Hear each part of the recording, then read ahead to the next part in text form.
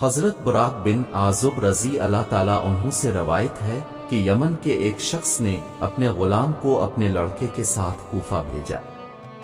اتفاق سے راستہ میں دونوں نے آپس میں جھگڑا کیا۔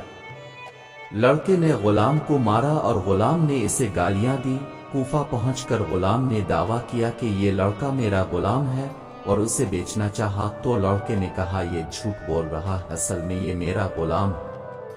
یہ مقدمہ حضرت علی کرم اللہ وجہہ الکریم کی عدالت میں پہنچا۔ آپ نے خادم قمبر سے فرمایا کہ اس کمرے کی دیوار میں 2 بڑے بڑے سوراخ بناؤ اور ان دونوں سے کہو کہ اپنے اپنے سر ان سوراخوں سے باہر نکال۔